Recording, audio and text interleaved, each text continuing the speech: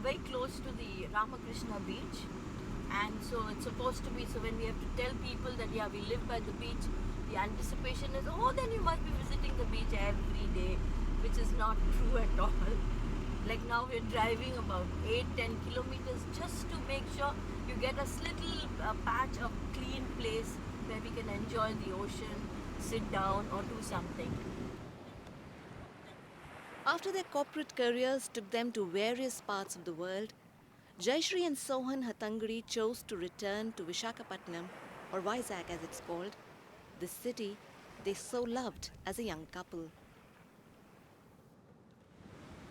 We lived on the beach, just next to the sea, and ever since I remember, I could always hear the sound of the waves, what you hear behind now. Morning, night, all 24 hours we'd hear the sound, and when we left Vizag and we went somewhere else, we'd say, something is missing, what's that? There was a sound all the time. So the waves were a part of our lives, and in our DNA as such, we had these waves. But now, it's a different feeling. The personal attachment that we had to the sea is truncated. We don't have it like we used to feel about the sea. We feel now it's everybody's. It's not mine. Once a traditional fishing town, Vizag is now what they call a dream investment destination. It has one of the largest and busiest seaports of India, and along with it, a massive hub of industry, some 6,600 large and small industries, including oil, petrochemicals, steel, cement and power giants. Not surprising then that Vizag has earned some other credentials as well.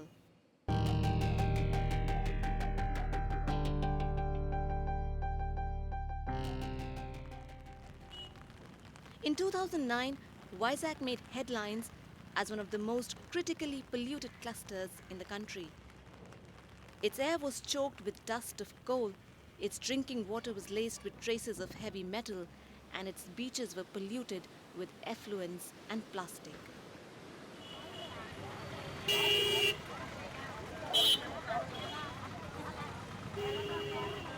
So while there is already enough for Vizag's citizens to deal with, there are some more worries knocking at their door.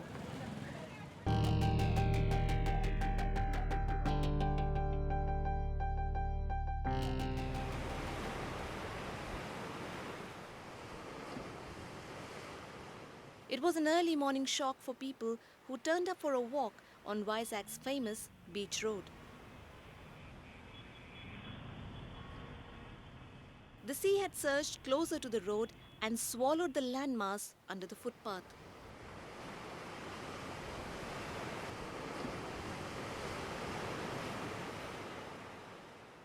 While erosion and accretion of sand on a beach is a natural process, the severe erosion of Vizag's beaches has raised many questions.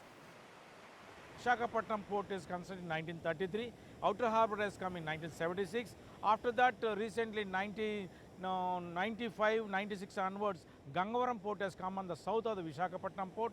After that, Kakinada port is there. So, number of ports are coming on the coast. And now state government is also planning for some more ports in this coast. All these man-made structures in the sea will have definitely effect on this coast. That is the reason erosion you are seeing all the time. Of course, erosion is not a new thing, it is a common in every coast. But now it is increasing because of the structures.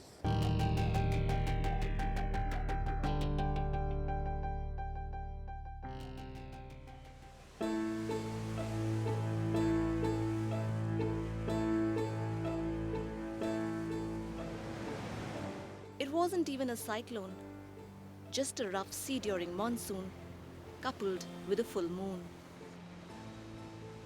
సముద్రం ఉద్రేకంగా పెద్ద అలలుగా వచ్చి ఒకరోజుకే క్రమీపై ఇంటి దగ్గరకు వచ్చి 11-12 గంటల ప్రాంతంలో ఒక రోజు ఒక ముక్కగాను, రెండో రోజు రెండో ముక్కగాను, మూడో రోజు సగం పార్ట్గా పడిపోవడం జరిగింది. G. Elia's love for the sea is unshakable. But he knows the sea may not allow them to live here for too long.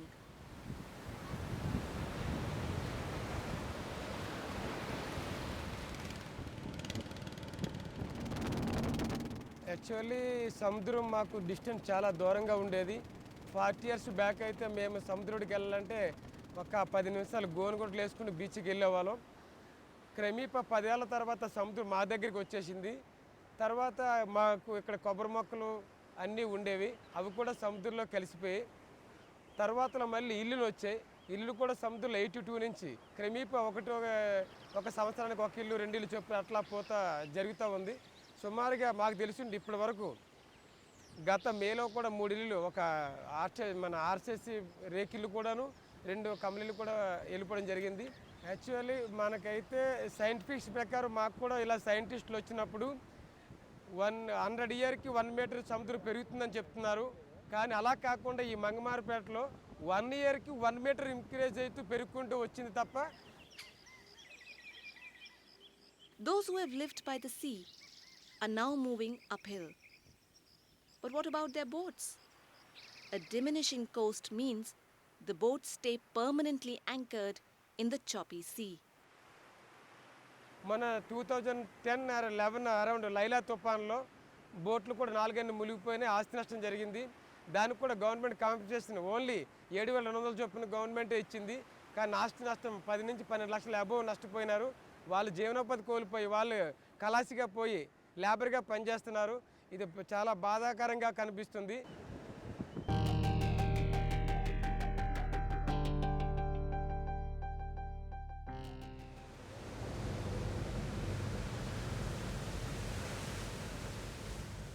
The waves were higher than those seen during the tsunami.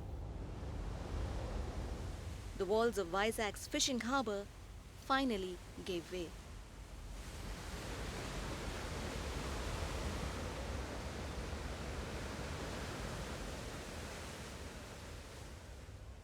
It was a small price to pay for what was India's worst cyclone in 14 years, Phylin. In one of the largest exercises in India's history, nearly 1 million people were evacuated and housed in temporary shelters. For Andhra Pradesh, Phylin was one more addition in its tally of 60 cyclones in 4 decades. And now, climate scientists are warning us that as the sea waters will get warmer, there is a high likelihood of increase in cyclonic events and their intensity on the east coast of India. So what if a severe cyclone hits the dense jungle of infrastructure in Vizag? Scientific literature indicates that such a cyclone can cause a maximum surge of 4 to 6 meters over and above the mean sea level.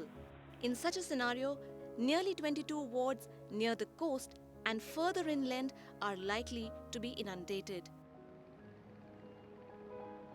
All critical infrastructure and services of the city falling within these wards are likely to be affected. The city's transport infrastructure, including its airport, railway station and the national and state highway, may be vulnerable. But the biggest brunt will be borne by Vizag's mighty industry. Its most valuable assets, the Visakhapatnam port, the Gangavaram port and the naval dockyard may take a beating. Some of the other big giants which may be vulnerable are the HPCL refinery, the Visakhapatnam steel plant and the NTPC plant.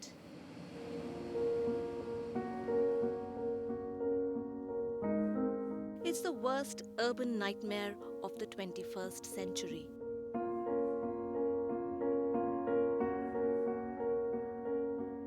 Climate events ripping off infrastructure and services of modern cities.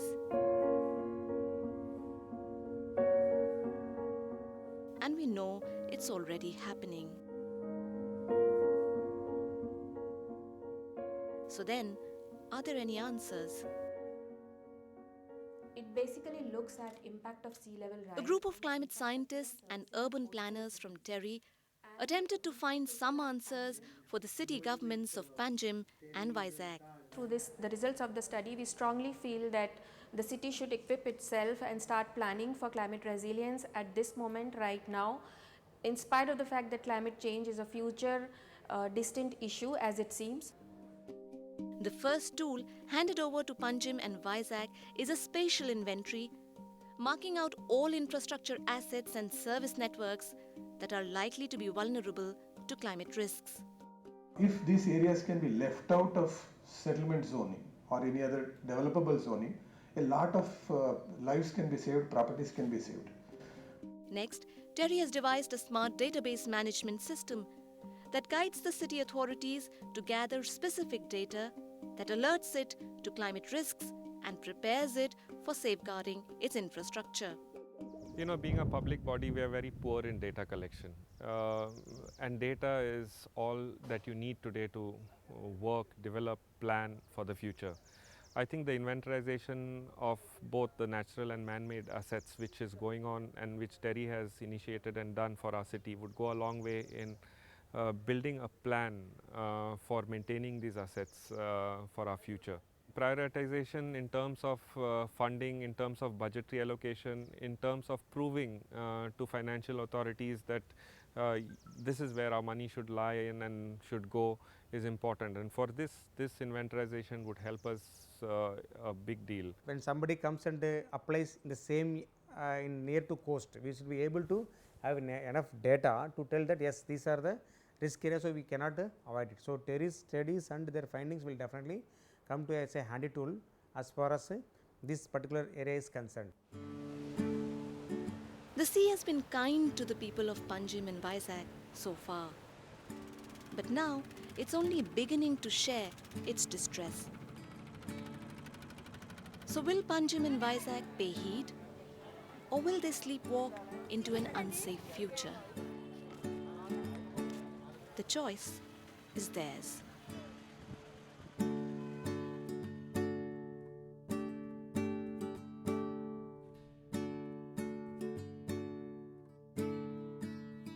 Good evening. Welcome to the Buck Stops here. I'm Vishnu Shobha. On the program this evening, cyclone Hudhud is gaining speed. The latest forecast is for landfall tomorrow. Winds gusting now up to 195 kilometers per hour.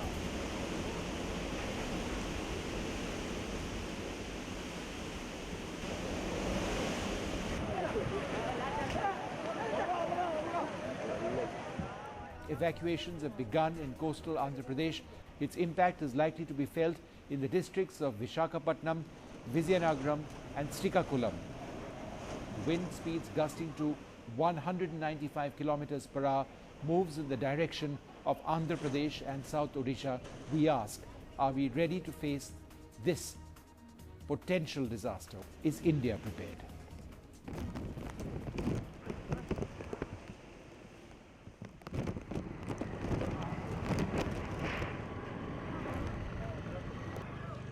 But normal life thrown out of gear in Visakhapatnam, the port city is without power supplies since Saturday night, and communication systems have collapsed at many places. Fuel and even essential commodities are scarce. Without any doubt, there is a sense of panic, of complete panic in Andhra Pradesh. People rushing off with these food supplies. Cyclone Hudhud has left the city of Visakhapatnam battered and bruised, its airport torn apart without a roof. Power supplies and communication lines are still down and people are living their lives one day at a time.